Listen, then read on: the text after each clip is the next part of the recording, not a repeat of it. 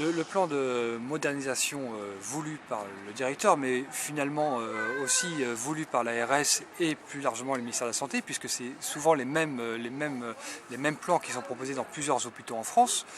Ça commence évidemment par la case des acquis sociaux du personnel. Pour nous, c'est la suppression de 5 RTT.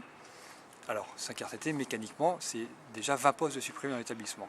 Le directeur, dans son plan, prévoyait aussi un certain nombre de mesures qui concernent des restructurations de services et qui amenaient à supprimer 30 postes. Donc on est bien au total à 50 postes de supprimés, plus à beaucoup de mesures que nous, on estime néfastes pour la qualité des soins, qui est éventuellement, il avait prévu la facturation des consultations en consultation extra-hospitalière, il avait même prévu la facturation des chambres individuelles, donc il y avait bien aussi une atteinte à la liberté d'être soigné gratuitement en psychiatrie publique, ce qui est quand même la base de notre métier en psychiatrie.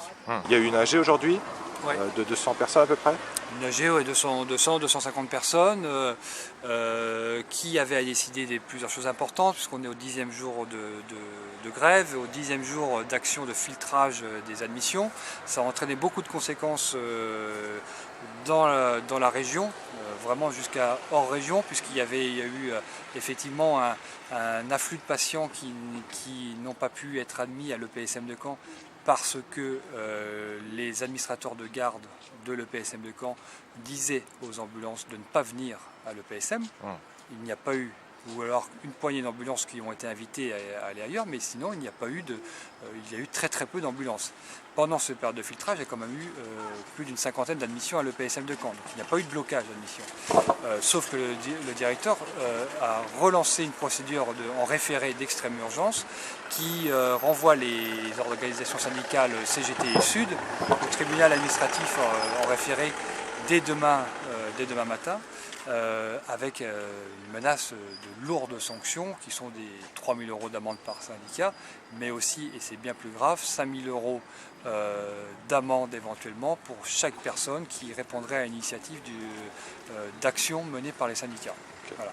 Donc on a décidé en Assemblée générale de suspendre cette modalité d'action de filtrage par les admissions. Voilà, parce qu'en tant qu'organisation syndicale, on ne prend pas le risque d'envoyer, on est responsable d'envoyer les agents sur une action qui pourrait leur coûter jusqu'à 5 000 € d'amende. Donc la suspension aussi, on aime à croire qu'elle peut nous servir aussi pour obtenir un report de l'audience au tribunal administratif, parce qu'on doit se préparer face à des attaques qui sont très dures et qui touchent non seulement au portefeuille des agents, mais qui touchent aussi simplement à l'activité syndicale et au droit de grève simplement. Alors, suite à la première assemblée générale des hôpitaux, qui s'est vite nommé des hôpitaux en lutte, qui s'était passé à Caen, il y en a eu une deuxième à Caen, puis une autre dans le cadre d'un mouvement, puis une autre qui s'est passée à Paris. Il y avait déjà eu une première manifestation des hôpitaux en lutte à Caen le 18 juin. Tout ça débouche avec la création d'un comité de liaison qui organise un petit peu cette convergence des luttes des hôpitaux à un mouvement, à une manifestation nationale à Paris le 23 septembre. Le PSM de Caen y est inscrit à l'initiative, il est inscrit avec beaucoup d'autres hôpitaux, puisque 2 bus partent de l'EPSM de Caen, donc c'est quand même une vraie réussite localement. Et on espère bien, grâce à cette mobilisation qui se met en place très largement en France, dans beaucoup d'hôpitaux, puisque la politique de santé qui est imposée par le ministère aux hôpitaux est une politique qu'il faut absolument dénoncer, puisque on ne donne plus du tout les moyens de travailler et de soigner correctement dans ce pays. Et c'est bien ce qu'on va vouloir, entre autres, expliquer au ministère de la Santé le 23 septembre à Paris.